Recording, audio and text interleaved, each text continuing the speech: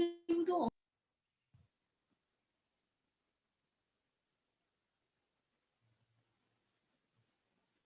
morning, everyone. We're just going to give a couple more minutes. About another 60 kids need to join.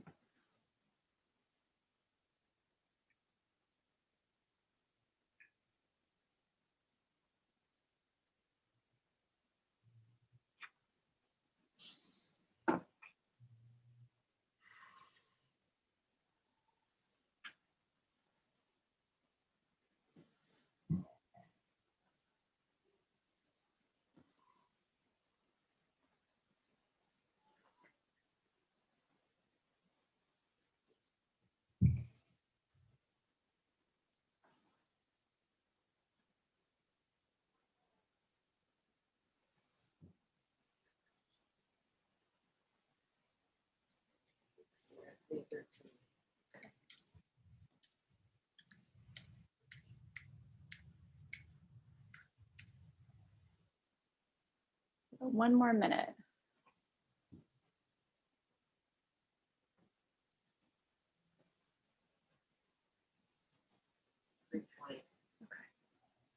All right, good morning, everyone. I know everyone's probably really excited to start their internships and projects. Before we start with the presentations, just a couple announcements. The first thing, really important, we need everyone to get their Naviance survey done today. Without this, you will not be able to pick up your cap and gown, and your final transcripts will not be released until that's done. So it's very important you get that done today. A couple other announcements. If you're going on the Great Adventure trip, please let your, if you're at an internship, let your host know that you will not be at the internship this Friday, the 21st. And then other than that, every Wednesday, you'll get an email from the portal about your journal entry. Please do it on Thursday. If you're at an internship, you can do it at your internship. I'll send everyone a note to allow you about 10, 15 minutes to take care of that. So that's really important. Other than that, as far as senior projects, I sent emails about that. Senior project option 1 is due June 9th. Make sure you email that to your mentor. And project 2 is June 8th, and you'll email that as well. I see a couple questions already. Oh, okay, great. So with that, what we're going to do, the way this meeting is going to be run, Mr. Carpenter is going to speak first, then Kayla Del Biondo from New Canaan Library about the LinkedIn account and how to create your account. Hopefully, most of you have already set up at least the login and username. If not, definitely do that today. After the meeting, what we want you to do is go ahead and then create your LinkedIn account and add the content to it, which Kayla will discuss. So before I formally introduce Mr. Carpenter, we are going to play a video and then I will introduce him. So let me just play the video for everyone.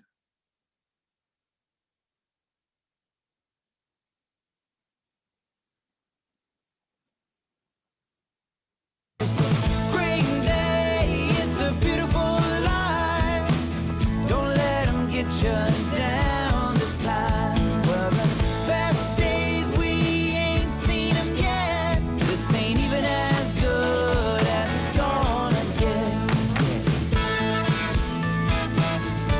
Ain't even as good. It's crazy that you're here watching a video about a book I wrote, because a few years ago, it had never occurred to me to write any book. But then, my daughter graduated from college. During her years as a student, Avery spent little time thinking about her future. So at graduation, she received her diploma in English and had no idea what to do with it. She moved back home for the next 8 months, and with no job in sight, my wife Lee and I began to worry. But then Avery did something very smart. She sat down and thought about what she had always enjoyed doing, and more importantly, what she was good at. As a young girl, Avery had always loved acting, but when she discovered that 85% of professional actors and actresses were unemployed, she didn't think that sounded like much fun.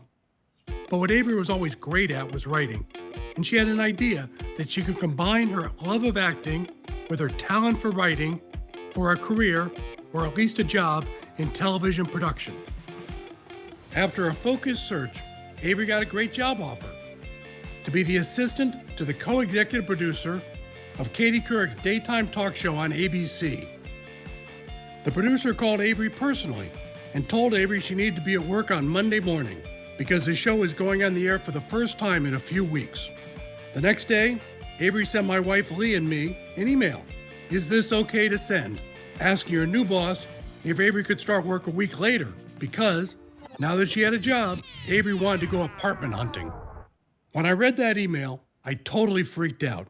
I wasn't mad at Avery. I was scared for her because I realized she had no idea what a real-world job, the big leagues, would demand of her.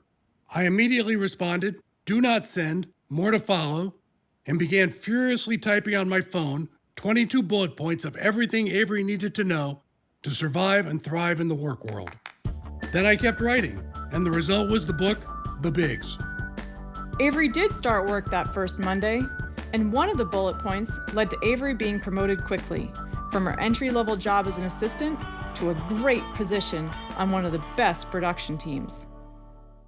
Since this is a collection of lessons from Ben's professional successes and failures, you need a little background to understand them. What I remember most from my childhood was moving every 2 years, because my father kept losing his job. He was very intelligent and hardworking, but my father made the mistake of choosing the wrong career. Instead of playing to his strengths in research and numbers, he wanted to manage people. But because my father had little ability to connect with people emotionally, the result was an incredibly painful 30-year working career that ultimately destroyed his confidence. But my father wasn't the only one struggling. Always being the new kid wasn't easy. Once, as a 9th grader, a group of seniors grabbed me in the hallway, carried me outside, and hung me from the school flagpole by my underwear, just as school let out. But mostly, I made life difficult for myself. As a junior, I got kicked off varsity ice hockey for mooning another team's fans. 2 months later, I was the starting center fielder for varsity baseball and got kicked off that team when coach yelled at me to hustle out to my position. And because I was a 17-year-old with a bad attitude, I yelled back at him. Despite my stupidity, I did graduate and was accepted to a small school in Maine. College also got off to a rough start because freshman year, my parents got divorced. But then things got better, much better, because during my sophomore year in college, I met Lee. She was a freshman and had been on campus for all of 2 days when I saw her across the room at a party. That year, Lee and I had a wonderful college romance. But then Lee decided she wanted a more urban school. She never came back to Maine, and we lost touch. I stayed at the same college and thought about becoming a lawyer because I was a government major. But the only way I could afford law school was to first make some money.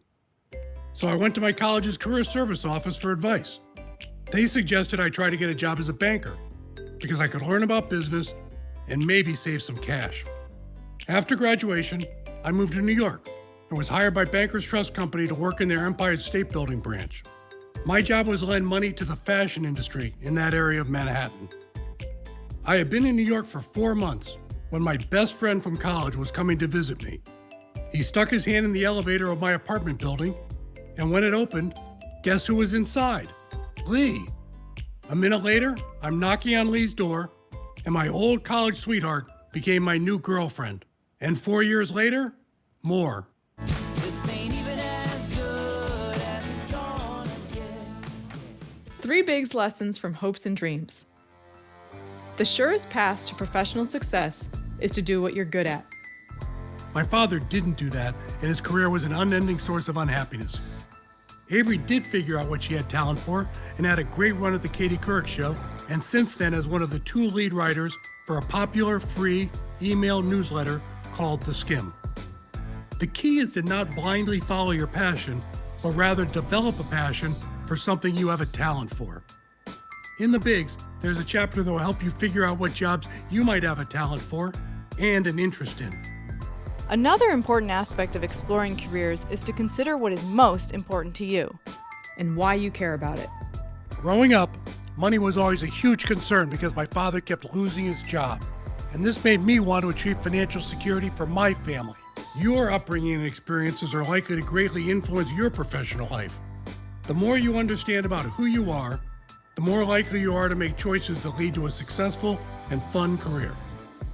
The bullet point that was most important to Avery to being promoted quickly was arrive at work earlier and stay later than your boss. Part of Avery's job as an assistant was to get to work by 7 a.m. to look at the overnight wire services for news that might be important to the Katie Couric show. The rest of her office and her boss arrived at 9 a.m. The catch was, while everyone else left around 6 p.m., Avery's boss stayed until 9 p.m. Without being asked, Avery followed the bullet point advice and worked every day from 7 a.m. until 9 p.m. And within 2 months, her boss was telling everyone in the office that she had the best assistant ever. A few months after that, Avery got her much earlier than expected promotion. It's impossible to know which of the big bullet points will be most important in your internship or job. But if you follow my advice to Avery, I promise you will greatly increase your chances for a successful career. But before Avery could have a successful career, she first had to get a job. How did she do that? By talking to people. Once Avery decided to try to get a job in television production, she began asking everyone she knew if they knew anyone in that field. This is called networking. She first spoke to her family and friends, then her current and former teachers, counselors, and coaches, and fellow students and alumni from her high school and college. Finally, one person said to Avery, "I know someone who knows someone at the Katie Couric show." That person introduced Avery to her friend, and ultimately Avery got an interview that landed her first job. I know it's uncomfortable asking people for help, but this is something you must do. The key to getting great internships and jobs is all about figuring out what you want and then talking to people about it. This ain't even as good as it's gonna get. Many students dream about starting a business, and Ben took the plunge just a few months after he graduated from college. I was living in New York, working at Bankers Trust, and playing softball for a popular bar. One evening, after a game, I went back to the bar and had an idea. I could do this. I could get all these people to come to my bar. The only problem was I didn't own a bar and I didn't have much money. But I did have a good idea. And in business, that's the most important thing. So the next day, after I got home from work at the bank, I went out searching for a bar that needed more customers. The first place I saw that looked promising was a one-story building at the corner of 89th and 1st Avenue, the Tumble Inn. From the outside, it was easily the most beat-up and run-down bar I'd ever seen in New York. And it didn't get any better when I walked inside. Going back over the next few weeks, I found out that the bartender was also the owner. Most importantly, I discovered that the bar had over 7 years left on its lease. Finally, I got up my courage and told Margie that I wanted to be her partner. I explained that while I couldn't pay her anything for my share of the business, I thought I could bring in some customers. I told her the deal would work like this. First, we'd pay all the bills of the bar. Second, Margie would be paid a salary that was more than she was currently making. Third, we'd split what was left. The first thing I did was throw out the tables and chairs, but kept the pool table. Then, with the small amount of money I had saved, I bought stereo equipment for a DJ, a big TV for the ball games, and a huge red neon sign. Then I hand-wrote flyers, went to a copy machine, put them under the doors of the apartment buildings in the neighborhood, and my softball team came over to the Tumble Inn. This mix of ingredients was like rocket fuel. The bar took off, and seemingly nothing could stop us. But the Tumble Inn was on the edge of a tough, old-school New York neighborhood, and the local tough guys decided they wanted in on the fun. Suddenly, my wildly successful bar became like a Wild West saloon, with young professionals and tough guys breaking beer bottles and pool cues over each other's heads. More than once, I went to work at Bankers Trust with a black eye from trying to stop the fighting. Things went from bad to worse, and I hired a huge bouncer to restore order. But after his first night, he told me, no job and no amount of free beer was worth getting killed for. I also didn't want anyone to get killed, and I was seriously considering shutting down the Tumble Inn. But then Lee had an idea. She told me, raise the price of beer. The next day, the price of Tumble Inn beer jumped 30%. And just as Lee predicted, the tough guys decided our beer was now too expensive, and they left to fight somewhere else. And for the next 7 years, the Tumble Inn was one of the places to be for young professionals in New York. 5 big lessons from starting a business. Good ideas are precious and rare. Before that first night at Murphy's, I had never thought of owning any bar. When you have a good idea for a new business, wrap your arms around it, find out if it's an actionable idea, and if it is, you have to have the confidence to do something about it. You don't need money. Tumble Inn was unusual because I got a half share in the bar for the price of stereo equipment and a TV. But understand that there is always money available for new businesses if you're able to convince family, friends, or professional investors that you have a good idea. Know your customers. When starting a business, the key question is, will people want to buy what you're trying to sell? But if you are the type of person you're hoping to attract as a customer, as I was for the Tumble Inn, that question becomes much easier to answer. Keep your expenses low. Because I knew my customers wouldn't care that the Tumble Inn was a dive, I spent no money fixing it up. Keeping expenses low allowed the Tumble Inn to make money even when the tough guys drove away many of our customers.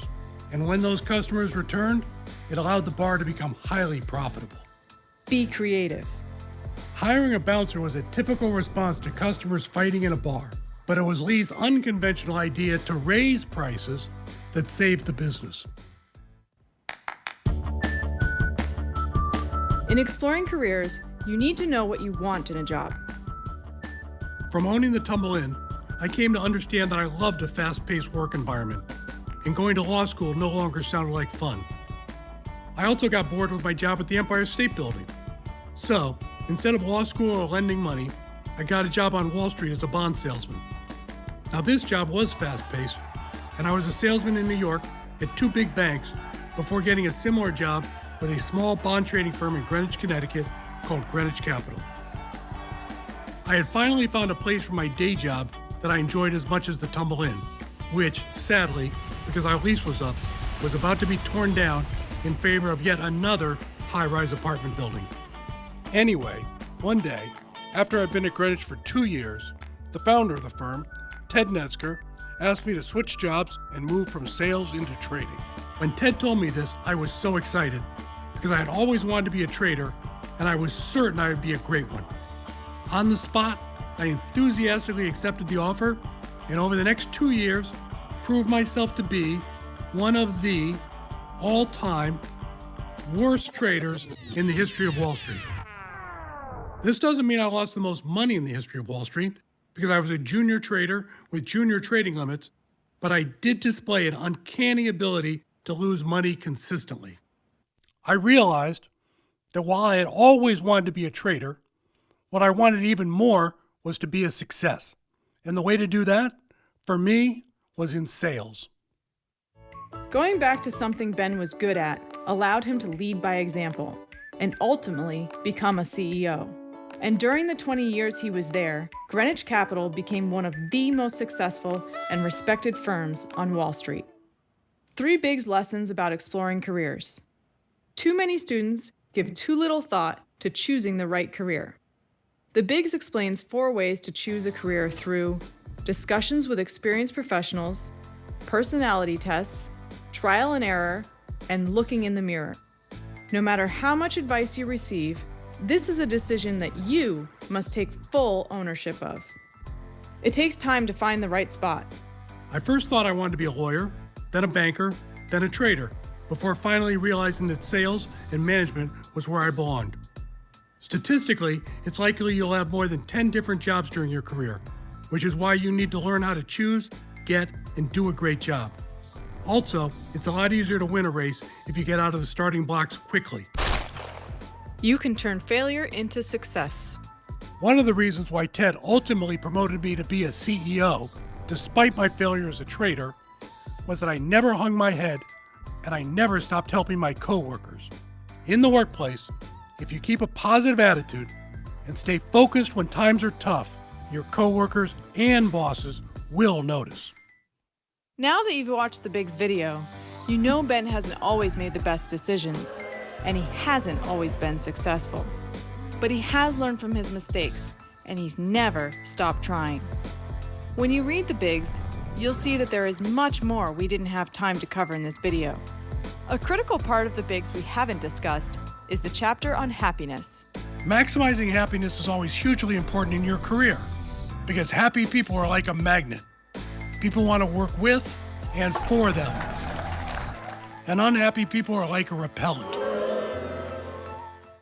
Of even more immediate importance is the chapter Next Steps, which shows you how to get started in the big leagues in a big way. The good news is that taking these steps is not easy. Why is that good news? Because it means you're competing against far fewer people than if everyone showed courage and creativity. The courage of one place I've worked closely with stands out. This is St. Benedict's Preparatory School in Newark, New Jersey. One of St. Benedict's senior administrators, Parad Lowther, volunteered to manage the Bigs program at the school. To me, education and the Bigs are about the same thing, opportunity. As a young man growing up in Newark, I didn't grow up with many resources. Fortunately, I found St. Benedict's Prep. I love this place. I was able to go to college and get a degree in political science. And just like Avery, I didn't know what to do with it. I was lucky because Father Ed asked me to come back here. But some of my classmates from St. Benedict's and college have had a very tough time. The bullet point most important to me is if I were my boss, am I doing everything the way I would want it to be done? At St. Benedict's Prep, Father Ed gives us great freedom to do our job. However, he expects nothing but the best. I now ask myself Ben's question at least once a day.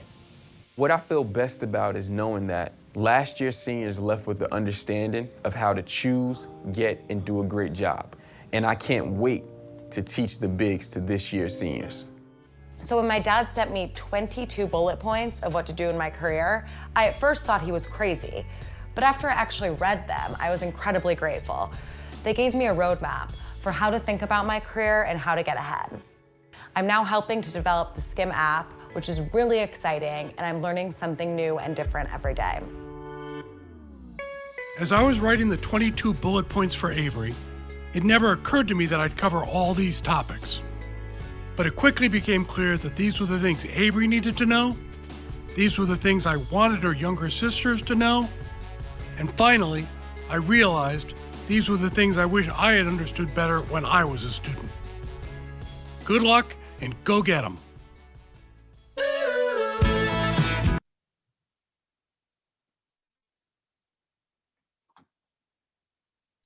Thank you. What I'm going to do is I'm just going to spotlight you, Mr. Carpenter. All right, everyone, this is Mr. Ben Carpenter, and he has a few words to talk about with us today. Thank you, Mr. Carpenter, for being here. Sure, Heather, thank you. Okay, so the Bigs, as you now know, is about how to choose, get, and do a great job. And those are three critical things for you to understand. And, you know, very few students, I certainly didn't understand it. Avery certainly didn't understand them, you know, as she was right getting out of college. And that's why I wrote the book. The first one, how to choose a career. You know, if you ask 100 adults, what's the right way to choose a career? 99 of them will tell you to follow your passion. But as you saw in Avery's story, that doesn't always work. As a matter of fact, often that's terrible advice. Her passion was to be an actress, but you know, she realized that one, that's a tough road to hoe, but number two, she probably didn't have the talent to be able to compete at the top level. She was a good high school actress, but she probably wasn't going to be able to make it as a professional. So she took what a related field, creative, which is writing, that she was very good at, got that job at the Skim, did that for 5 or 6 years, and recently at age 31, now she's left the Skim and she's writing on her own. And so I think that's a really a good example of how you can take your talents and apply them to something that you have a passion for. But first and foremost, making sure that this is something that you can do at a very high level, a high enough level that people are going to want to pay you to do it and then give you opportunities. Another quick example is just for myself. I have a passion for playing golf, but if I tried to be a professional golfer, I'd be the most unhappy person on earth because I'd be the worst golfer trying to be a professional in the world. And you don't want to do that. So, first thing is you have to figure out what you're good at and then develop a passion to do that professionally. And the Bigs book has a chapter that can help you do that if you don't at this point, which most students don't know what that is exactly. Okay, how to get a great job. Again, mentioned in the video, 75% of jobs are never advertised. So you need to network with your family, friends, teachers, coaches, alumni of your high school or college, and you need to network with professionals on LinkedIn that when I'm done here, Caleb Biondo is going to be talking to you more about. Those are all very important. And again, networking sounds intimidating, but it's really just having conversations with professionals in the field you think you might want to work in. And if you've chosen the right field for yourself, those conversations are actually a lot of fun. I mean, here you're talking to a professional who's currently doing the things that you might want to do. And sometimes those conversations will be with people that are just a few years older than you. And sometimes those conversations will be with, very senior people that might be, a different generation. And they all should be fun conversations to have. And they're all critical in terms of getting a job. And again, there's a chapter in the book about how you do those informational interviews, how you transition those informational interviews into job interviews, and then how you excel at job interviews in order to get internships and jobs. Finally, how to do a great job. And this advice is as true for interns as it is for full-time employees. And it goes back to the first bullet point that I sent to Avery when I was so panicked about her, asking for an extension for her job start. And the advice is don't strive to do a good job, strive to do an outstanding job. And I think the key thing that you have to understand here is that you're being hired and you're being paid to do a good job. They wouldn't hire you if they didn't think you were going to do a good job. So doing a good job is the bare minimum that's acceptable. But if you want to be identified as somebody that the company wants to give outsized opportunities to, and in some cases, outsized compensation to, you need to do an outstanding job. So how do you do that? Well, in a nutshell, you get to work early, you ask good questions, and most importantly, you always look for opportunities to help your coworkers and organization succeed in whatever that organization's goals are. And that's really a critical thing. And it's something that junior employees and senior employees often don't understand. They get too self-centered about what is it that I want out of the job and what do I want to do today.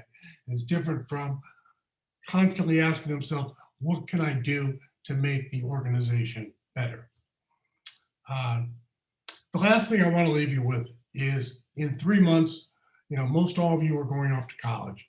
And there is one very important thing that you need to do, September or October at the latest when you get to college. And that is you have to go to their career service office and talk to a career counselor. This is something that your tuition's paying for. Virtually every college has career service offices. Some are better than others, but most do a pretty decent job. They don't do a great job at career training, which is really what the Bigs is about, but they do a pretty good job at career and internship placement. So what do you do freshman year? You go in, you talk to the counselor, you explain what it is that you're interested in, the types of internships you'd like to have that summer. Now, that would be the summer of 2022. Now, freshman year internships are few and far between. There are certainly some, but they're difficult to get. And there's a reasonably good chance that when you go into career services and explain what you want to do and ask what internships they have for freshman summer, there's a decent chance they'll say, well, we don't have anything. Well, don't just say, well, thank you, and walk out the door.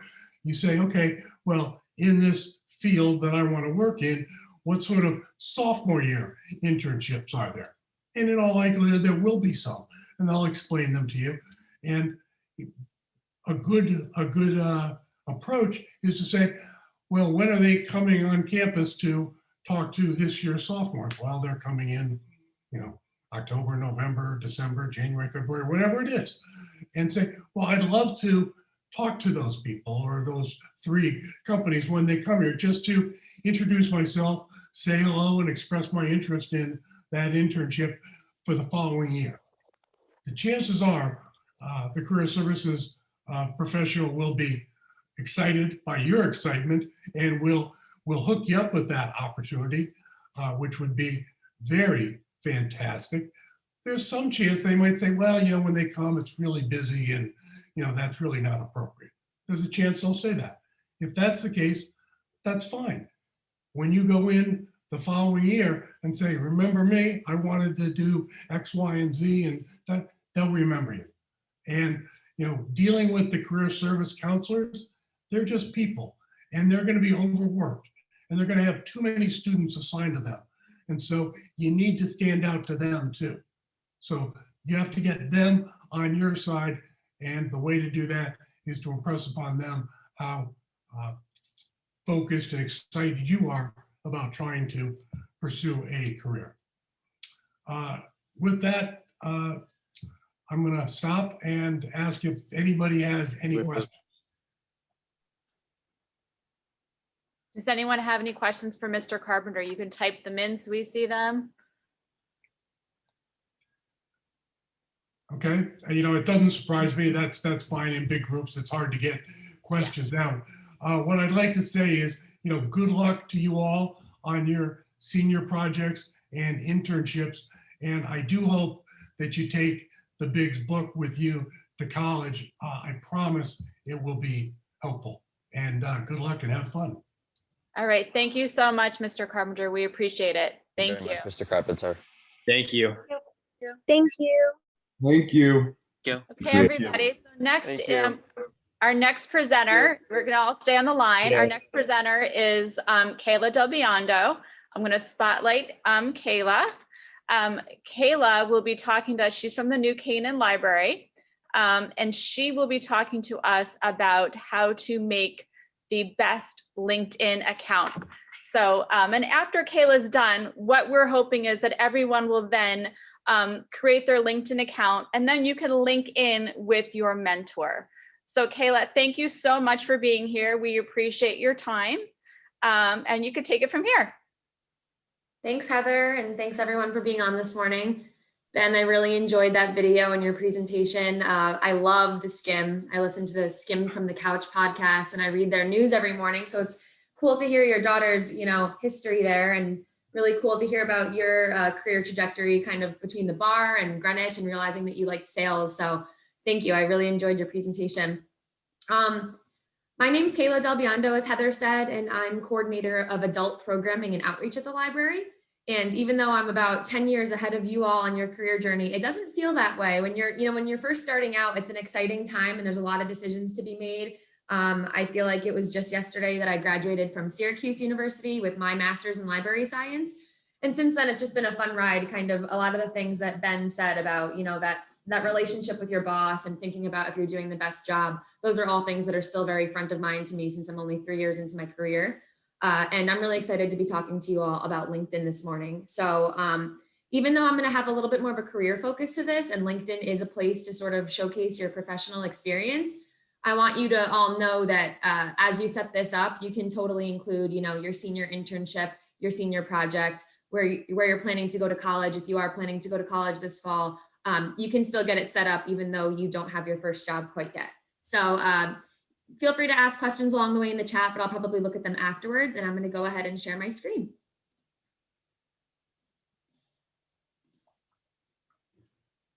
Alrighty, so.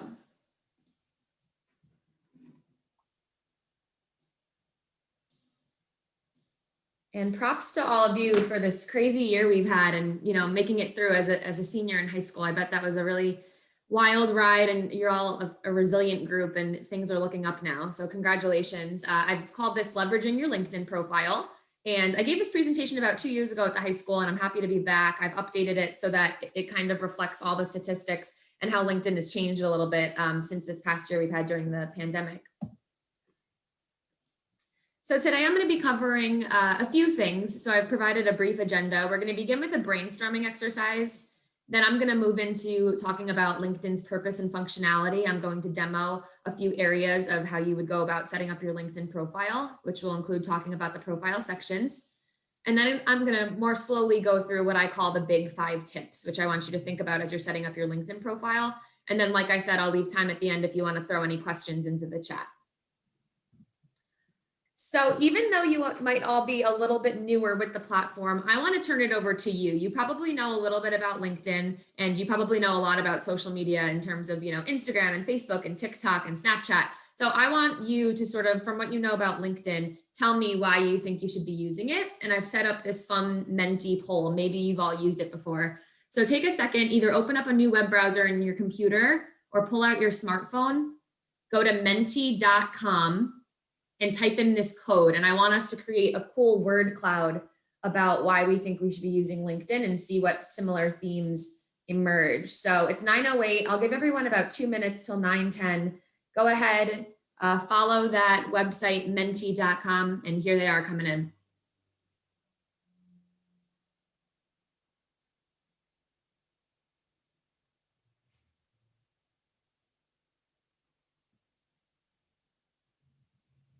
Awesome. So the bigger the word, it probably means that the more of you are saying it, which is cool. So since we have about 350 people on the call right now, we'll get a good sense of what folks are thinking.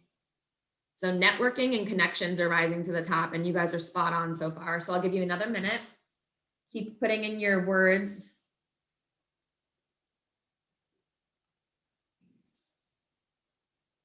Someone misspelled passion. Oh, it's all right.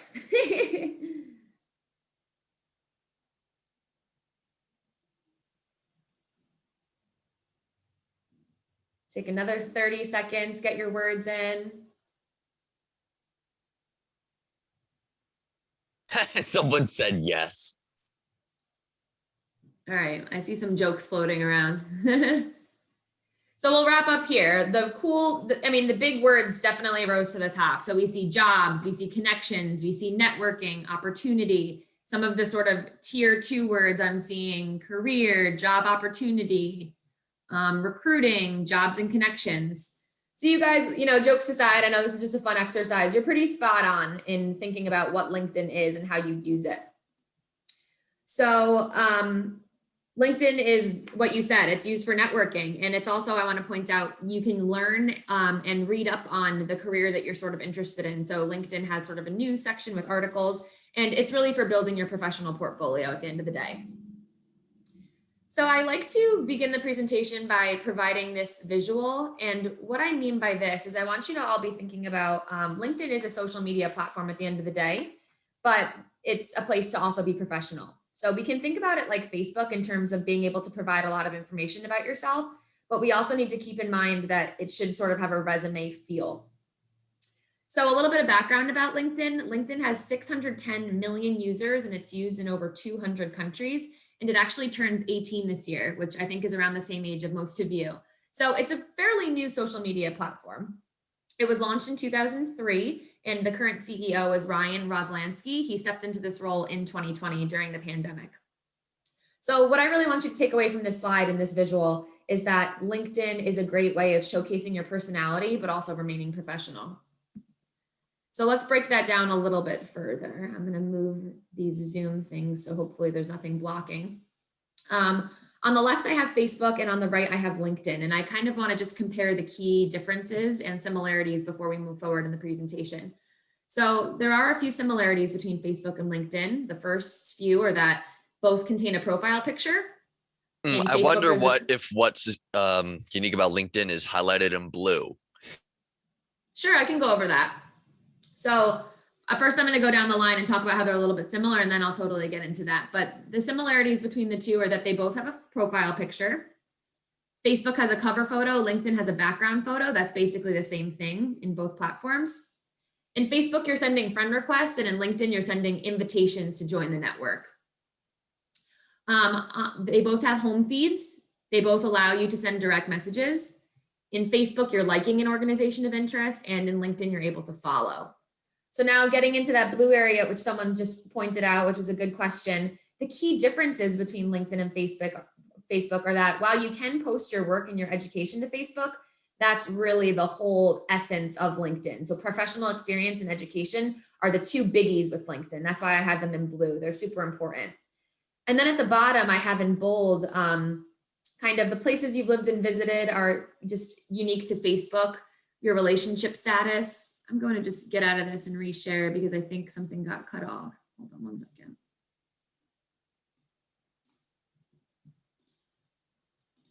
I think when we did the Mentimeter, it got out of full screen. There we are. So at the bottom, you can see that the things that differ are you can put places on Facebook, your relationship status, events. We all know that Facebook is becoming fancy with things like Marketplace and whatnot. And then on the right with LinkedIn, skills and endorsements and accomplishments are areas that are unique to LinkedIn. So we're going to talk about this a little bit more in detail as I go over a demonstration of the key areas of LinkedIn. So in terms of navigating LinkedIn, these are the key areas: the home, network, jobs, messaging, notifications, the search box at the far left, which breaks down further into people, jobs, and content when you do your searches. And then there's a me section. So rather than kind of just verbally going over this, I want to show everyone what this looks like. So I'm going to bounce over to my LinkedIn profile for a second. So as everyone can see this, these are the key areas that I talked about when you're actually logged into LinkedIn. And hopefully, like Heather said, you've all made an account so far, which is a great first step.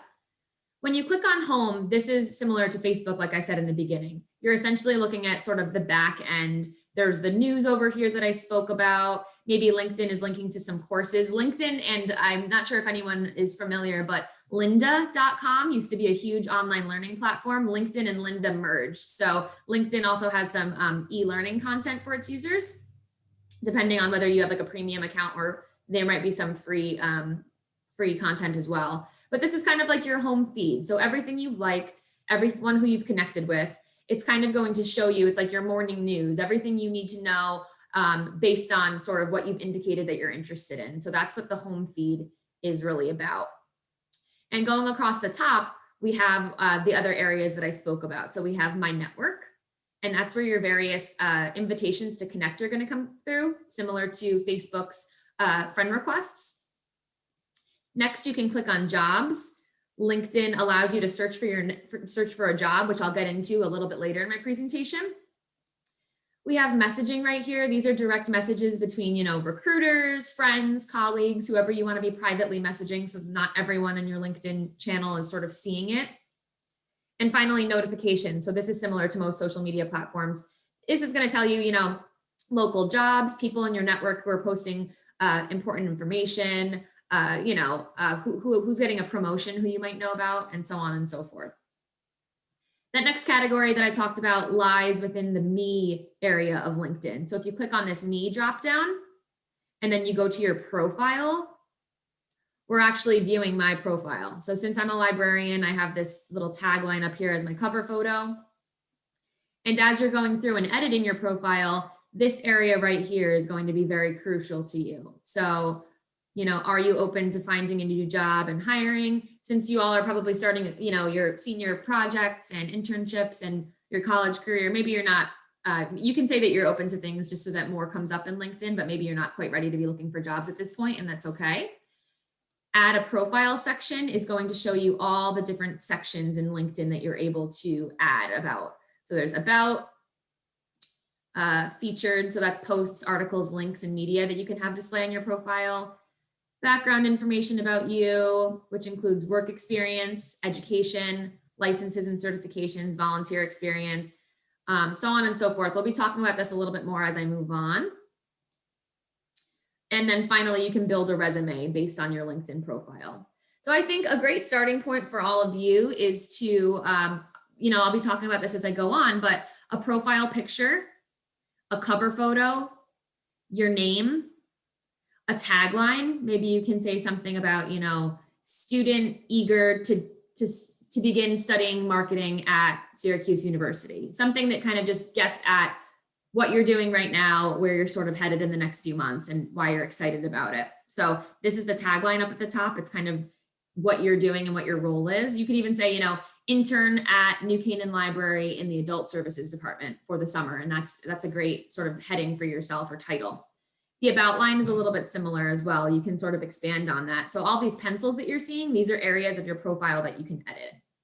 So let's take a break from discussing oops, someone just unmute themselves. I'm hearing some background noise. So I'm going to get back into my presentation, and then we'll bounce back over to LinkedIn in a second. So we talked a little bit about the functional areas of LinkedIn. I didn't want to avoid this part because it's pretty exciting. LinkedIn has seen some tremendous growth this past year. So remote jobs posted on LinkedIn between March and October of 2020, they went up 2.5 times. Live streams are up 437%. And on LinkedIn, 3 people are hired every minute.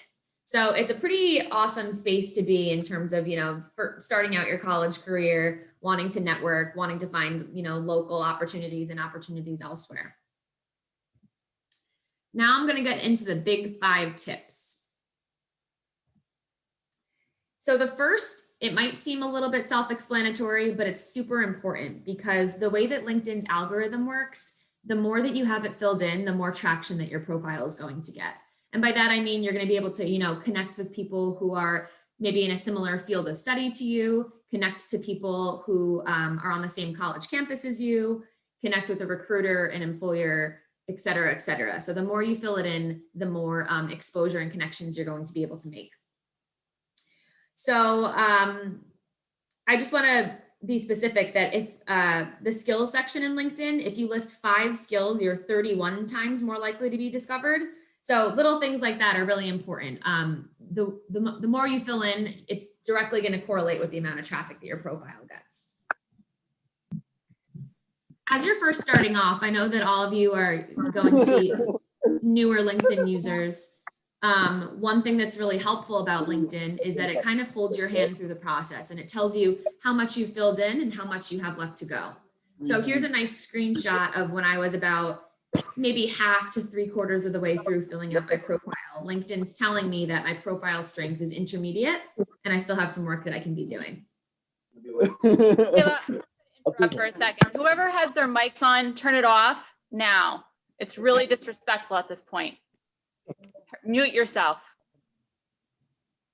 Thank you. Thanks, Heather. So as you fill out your profile, LinkedIn will finally tell you you've made it, you're an all-star. Now you're going to get up to 3 times more profile traffic from search, feed, and my network. So LinkedIn is telling you right off the bat, because you filled out your profile, you're going to succeed, which is cool for them to give you that badge and tell you that you're all set in terms of filling out your profile. My second tip for you all in that big 5 is to use descriptive keywords. So this is really important, and we can learn from business experts on Forbes and various web design bloggers that one key way for bring discoverability to your profile is to use descriptive keywords. It's how computer systems work in the back end. So sometimes when I was preparing this presentation, I thought that maybe when I say this, use descriptive keywords, your first reaction might be, well, how do I know if I'm using the right descriptive keywords? And that's a really good question. So one thing that I advise for people is that you can try searching within your own network using your target audience. So maybe you can do a search in LinkedIn. Maybe for myself, since I'm a librarian, I can type in, library professional, library services, public librarian, and I can kind of get a sense of who's coming up. So are, top performers in my field, library directors, maybe, government librarians, are they coming up when I use those descriptive keywords, or are they using other ones? So it's totally okay in LinkedIn to sort of find those high performers in your arena, see what descriptive keywords they're using, and kind of, take a page out of their book and try to use similar descriptive keywords so that you're kind of a shining star in your field as well. And let me just say before I move on that descriptive keywords are important in every area of your profile. So that little tagline or title that I talked about, you should have descriptive keywords there. Your about section should have descriptive keywords, your education, and so on and so forth. Don't just use it in one area. You want to be using it in all areas of your profile so that you maximize that discoverability. So I'm wondering if we can all, I'm about halfway through my presentation, just a few more minutes to go. I know that I asked you to be interactive in the beginning with that word cloud. I'm wondering if we could do it once more and if I can get your participation. I'm wondering if you can think of a better way to describe teacher in the chat. So I'm going to stop my, I'm going to get out of my PowerPoint for 1 second, or I'm going to pull up the chat. So you might just be seeing this hovering over my screen. I want to know ways that you think what words can go before teacher or after teacher to make it more descriptive. So there's all different types of teachers, right? How would you describe yourself maybe as a teacher so that you could be more discoverable on LinkedIn? Educator, mentor, dedicated. Okay. What about very specific to a teacher? What about, yep, there it is, science. So Olivia said in the chat, science. I really like that she called out the subject. What's one other thing about teachers that's pretty important in terms of who they're teaching? Grade level, there it is. Awesome. That's exactly what I was thinking, guys. Thank you for speaking up in the chat.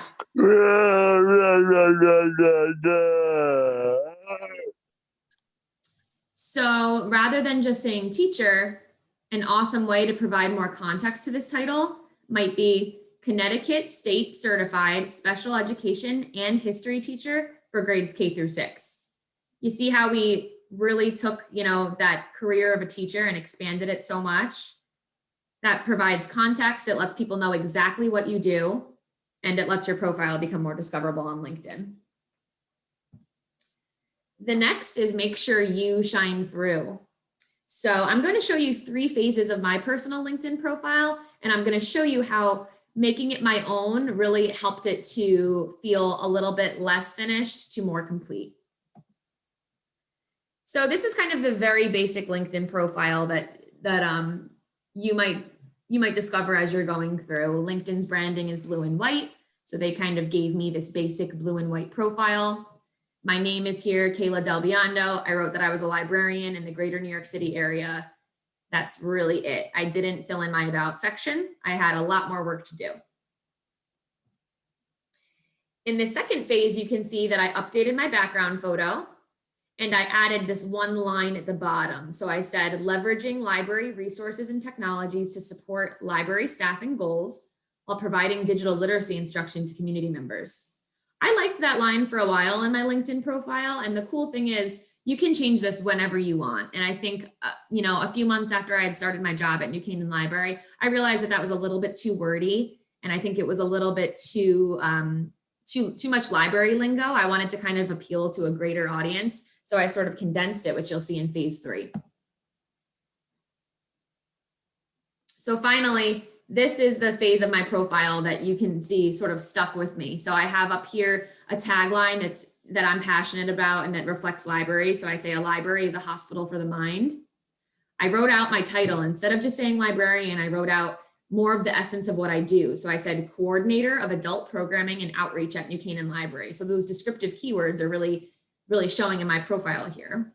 And then in my about section, I really condensed it. So I was saying, I was kind of really zeroing in and being, I don't know if any of you have had to do this in like an English class or a business class, but when people ask you to say something in 10 words or less, usually that's effective because you're really drilling down into what's important and you're being concise and effective in your communication. So in this third phase, I have convening and connecting community members to new information and each other. And I feel like that really gets at the essence of what I do at the library.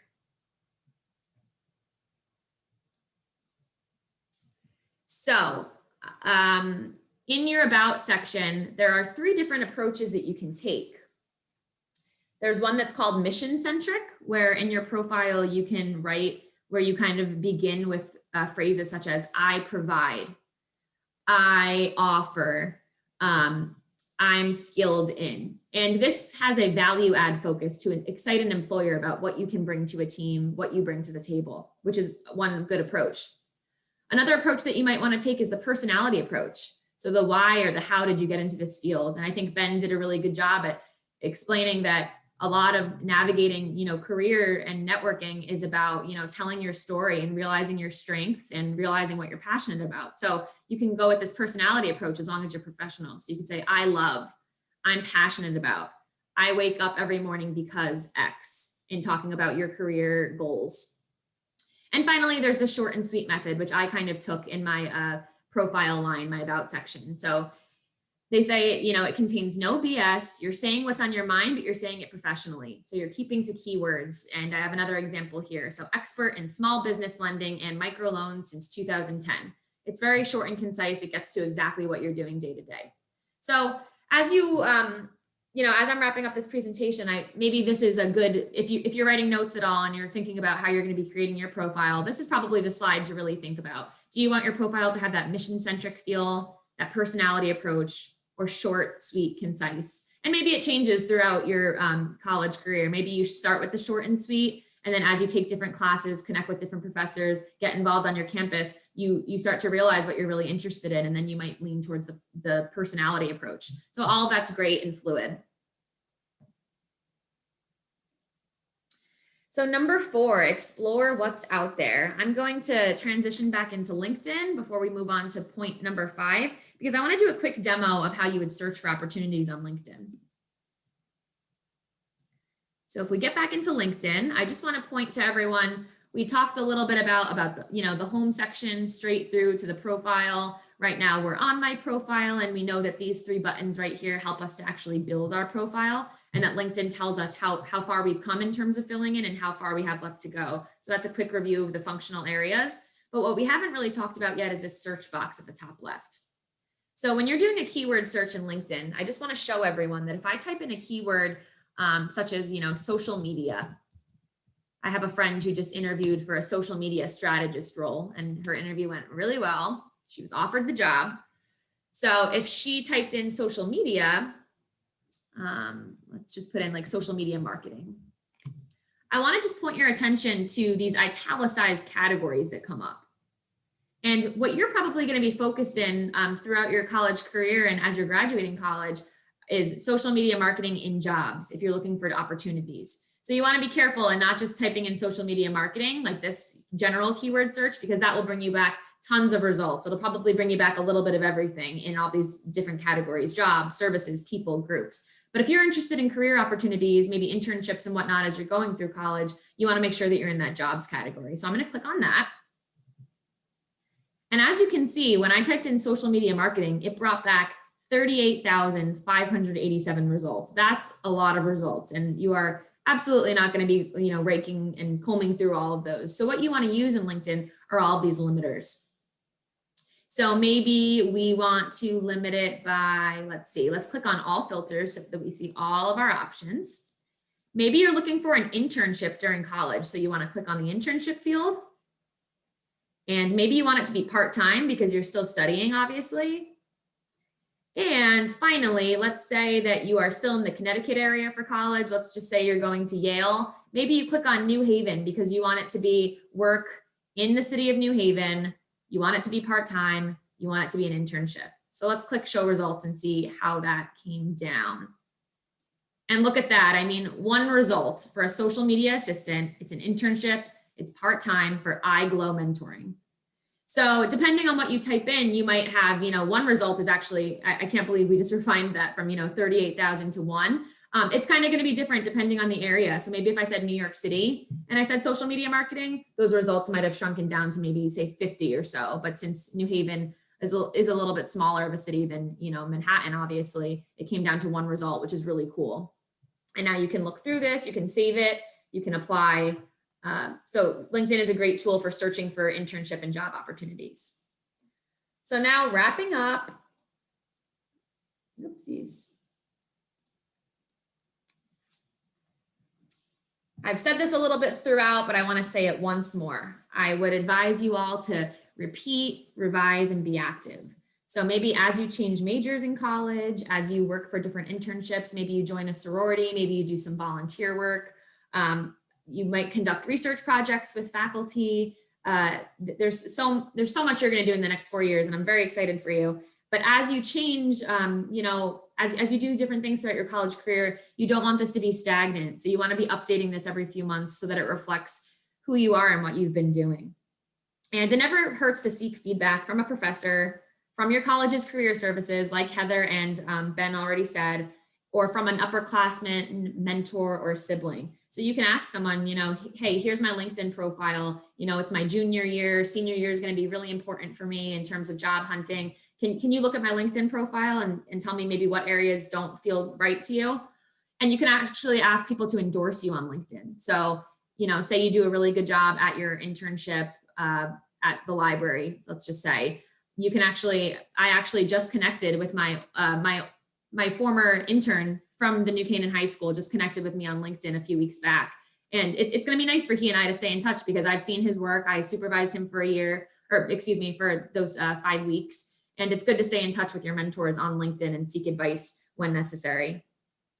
So with that, I'd like to say thank you for having me this morning. And if there are any questions in the chat, I can stay on for an extra minute or two. But good luck, and I bet you're all going to have strong LinkedIn profiles. Thank you. Thank you very much, Kayla. With that being said, I'd like to ask everyone now, before you head off to your projects or your internships, the goal now is actually to go ahead and create your LinkedIn profile. And then today you will hopefully link in with your mentor. With that being said, Mr. Rothman, would you like to say any words? Sure. I just wanted to once again thank Ben and Kayla for their help and great wisdom. The whole point of the internship program is really for you to have not just a work experience. Many of you already have work experience, but really to think in terms of life outside of school. So the discussions about how to prepare yourself, how to package and present yourself are really important as you move forward. You already did some of this in your college process, but the world of work is very different and it's rapidly changing, and the points that were made really are something to think about and to take seriously. So good luck, everyone. Have fun with your internship. Think about what you're learning and take care. Thanks again. All right, everyone. Thank you. Have a fantastic week. Miss Bianco. Yeah. Miss Bianco. Yes. Could you send like a schedule for the next like 5 or 6 weeks for our internships, just so that I can share one with my internship and also have a copy? Sure. Do me a favor. Email me your request. Okay, right after the meeting, and I'll take care of it. Okay, because I'm not sure who's talking. So just email me the request. Thank you, everybody. Thank you. Bye.